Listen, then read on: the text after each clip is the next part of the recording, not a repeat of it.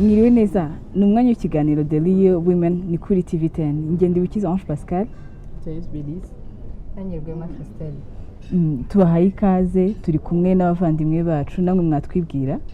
Arlene Giraneza Furaha Rebecca Furaha na Arlene rero tubahaye ikaze mu kiganiro The Real Women tugereranyije n'iminsi mumaze mu Rwanda ese niki mwagiye mukunda ku bwanje ikintu novuga nakunze shikana mu Rwanda ni uburyo hameze n'uburyo hasa neza Waje kinakunze uko yavuze hasa neza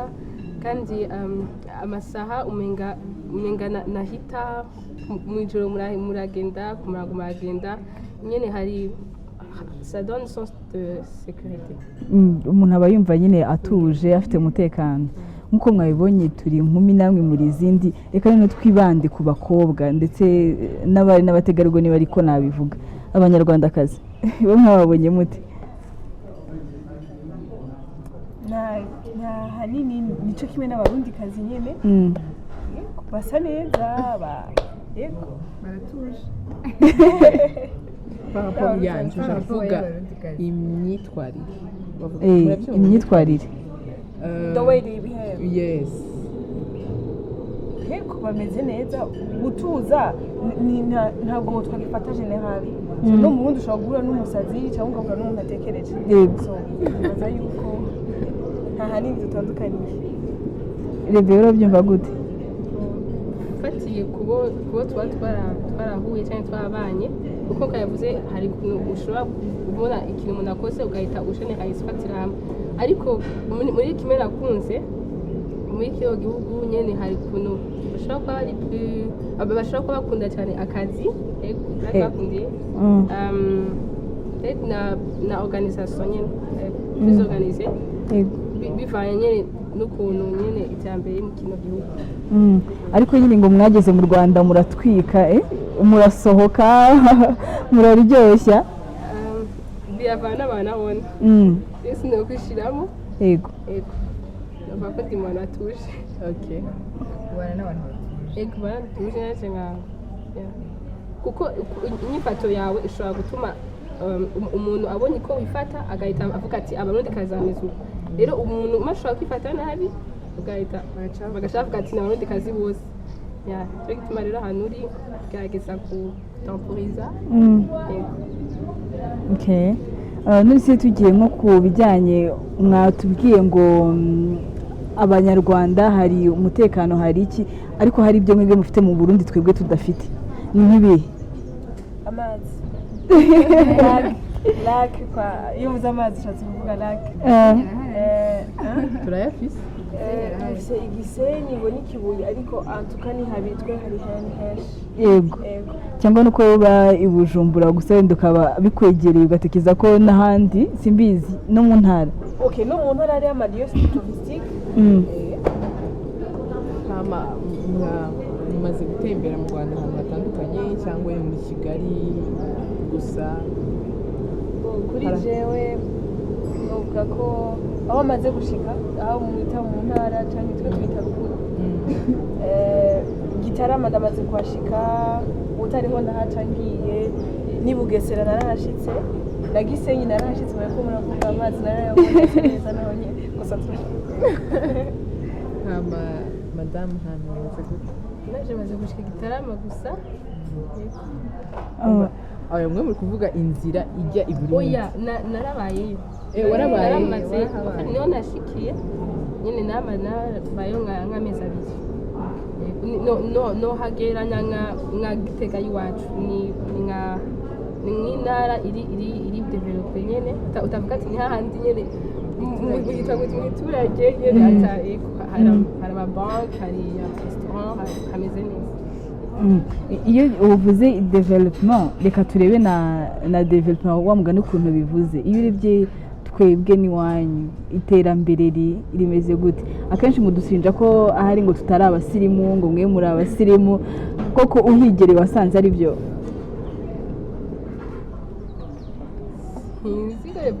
ufite development irabira ku buryo bwinshi hari uburyo bwo ku kazi uko abantu bakora canke uko abantu bifata banafise ivyiyumviro nyene abaturage Y'abapayisa. nyene sinzi babiraba mu buryo bwinshi ariko dutanguye ukura mu kazi ndavuga aha bakora amasaha menshi kurusha iwacu kandi hashobora kuba hari n'ama entreprise menshi kurusha ariko nyene n'iwacu nuva gute turatera imbere turi bihugu nuva bibanyi kandi bivukana uko twabonye ikintu cyacu kigomba gusa donc ndavuga ariko ata difference niya ihari mu mitwarire naho na difference niya ihari Arlene nkawe umukobwa cyangwa se Furaha umukobwa ni iki mwabonye mu myambarire y'abakobwa b'i Kigali cyangwa se en general abakobwa bo mu Rwanda imyambarire bambara ubusa bambara neza ni abaturage oya ntabwo twavuga ko ari abaturage ndabona bambara neza bambara neza bari kwiza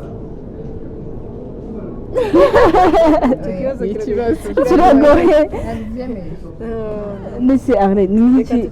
reka tukireke yego tucihoze ni nk'igiki ukumbura iwanyu mu Burundi utabona hano mu Rwanda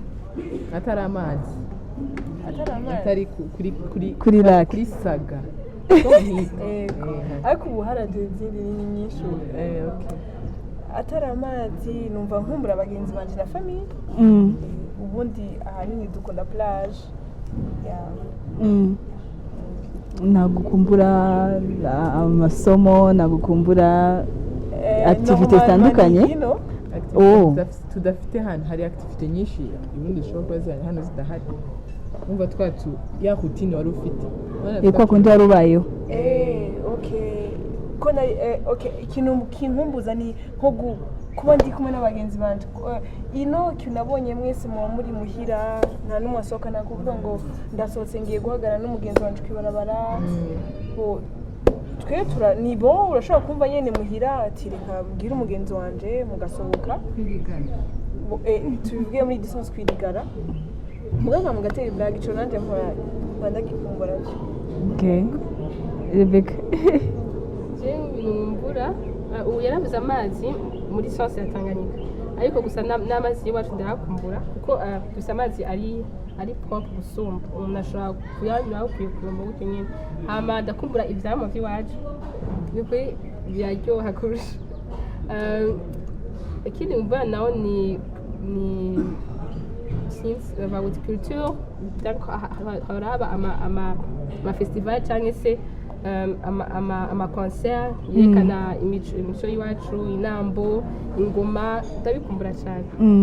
nari mfite akabazo ariko nagira ngo mbabaze nkamwe kuba mwagera mu Rwanda ni cyo kibazo mwahuye n'izihe ngorane mwahuye nazo kuba mwashika mu Rwanda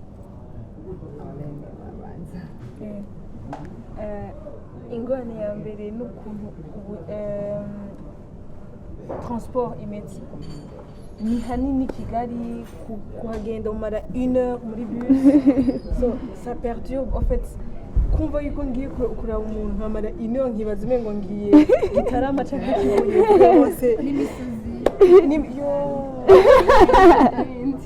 imisozi yo niyo twashaka yo uraduga cyangwa sport urana sport maze igihe udakora utangira byose birarenze nayo bus vyoza na perturbe ni sasa ndabimenyera kandi byitwa ngo i Burundi mugenda distance ntoya bus ni ego ni ntoya kandi n'amabus ari hafi ntuyabura ni iguvana ngaha ikagushikana muri ville n'uvuye ville ugafata yindi giye ahandi hantu ariko ngaha hari amahebus menshi biragoye bro ariko bien sûr igihugu canyu n'icabandi bitegezwa gutandukana kandi umuntu ategezwa kugira ama challenges hari icyo cyama transport hari n'imbeho harakanya cyane umuntu akamana amagripe nyine en tout cas menyereye gushyira umeze neza nyine no hakanya ni hakanya no ngaho rero ejo ushobora gusanga nyine mama urwaye ariko umuntu atinda akamenyera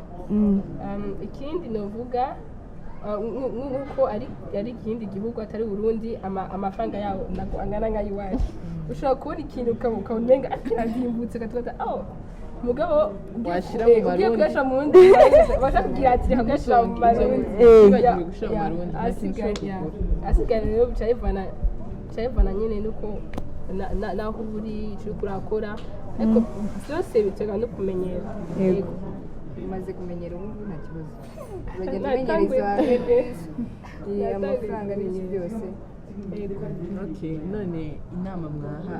nk'abakobwa en general apana nk'umurundikazi cyangwa uwo ari we wese nk'umwana w'umukobwa wahereza inama undi mwana w'umukobwa wamugiriye iyihe nama muri general mu buzima busanzwe nka generation turimo. kera twari dusanzwe tubizi yuko umukobwa yari umuntu wo kuguma muhira nta kintu na kimwe yakora ariko ubu igitsina gore cyarateye imbere hari ahantu gishika so nabwira umuntu umukobwa yoba ariko aratwumviriza cyangwa yoba ariko araturaba ntacike intege muco ariko arashaka kubaco nakomeza aho nyene narondere kwiga ico kintu ashaka kubaco hama akomeze kwitwara umukobwa ari model twese uko turi hano ndibaza ko dufise umuntu atwinspira mu kintu twarabonye abategetsi kumwe nk'ubu dushatse nk'ubu tuvuze muri politiki twavuga ngo Mandela atwinspira cyane ni exemple ntanze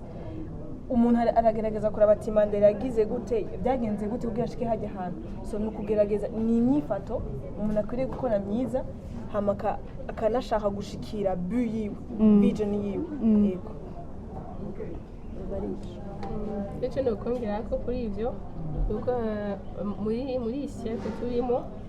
la femme aussi commence à se sentir capable akabona ko yashoboye kwiga ashoboye ariko aussi nashaka kwinterpella no kwibutsa yuko turacyari abakobwa uko aho turi swat aba mu miryango yabo cyangwa atari mu miryango yabo inyifato yawe niyo igaragaza ubu uzoba ejo umukobwa si wo kuvuka saa tanu cyangwa imidi si wo kurekera akazi abakozi gusa ariko ego ukiga ugakora ugatravaya passion yawe ugatravaya ton talent ariko kandi ukanakomeza werekana umuco akaranga aho utuye. Okay. Mbere hari icyo rige kongeraho kimwe baramfashije cyane muri aka kamwanya komeza ufashwe bafite ibyiyumviro byiza cyane rwose kuko natwe tukivuge cy'iwanyu nawe muje twe turi abatete u Rwanda urundi